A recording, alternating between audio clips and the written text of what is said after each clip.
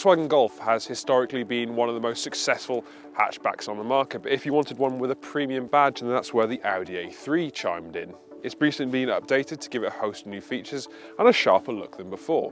But can it still cut the mustard when it comes to the premium hatchback segment? Let's take a look. The exterior of the A3 is unmistakably Audi. There's that huge grille up front, and it's edged by sharper LED headlights for a more imposing appearance. Deep slashes down the flanks of the car do well to make it look more dynamic too. Is it exciting to look at?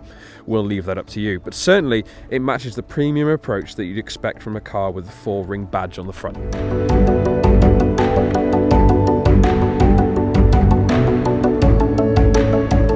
Variety of engines to choose from with the A3, going all the way from a 1-litre petrol unit that we have here up to a 2-litre engine with just shy of 190 brake horsepower. There are, of course, the S and RS versions too, for those who want the most amount of power possible. The 1-litre petrol, badged 30 TFSI, isn't a bad choice for those who want low running costs, as it will turn up to 56.5 mpg combined and emit 117 grams of CO2 per kilometre. Driving the Audi A3 is an easy and hassle-free experience. The engine is quiet and refined, and only really makes its presence known when you're pushing on. The gearshift is light and direct, and the same can be said of the steering too. Those after a sporty driving experience may be left wanting, but that's not to say the A3 falls to bits when it comes to the corners either.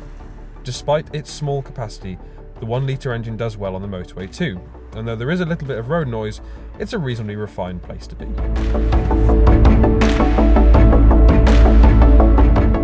The cabin of the A3 is just what you'd expect from an Audi product. It's really well put together and there are some nice materials dotted throughout.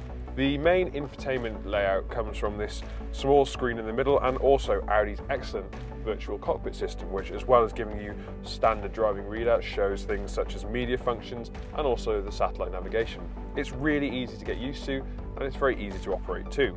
Elsewhere, it's not all that exciting, we'll admit. There's not any chintzy features and there's nothing really to stand out from the crowd, but it's all ergonomically laid out and it's all beautifully well made. Because this is the sportback version of the Audi A3, you get a little more boot space than the conventional car. In fact, there's 380 litres of space with the seats up, and this swells to 1,220 litres with the rear seats folded flat. It's more than you find in the Mercedes A-Class, in fact. Though the Audi A3 may not be the most awe-inspiring of cars currently on the market, the way it delivers when it comes to practicality, build quality and, surprisingly for an Audi, value for money is really rather good. It just doesn't stir the soul like other cars that it's rivaled against, but if you do want an economical and well-made way of getting around, then the A3 is definitely worth considering.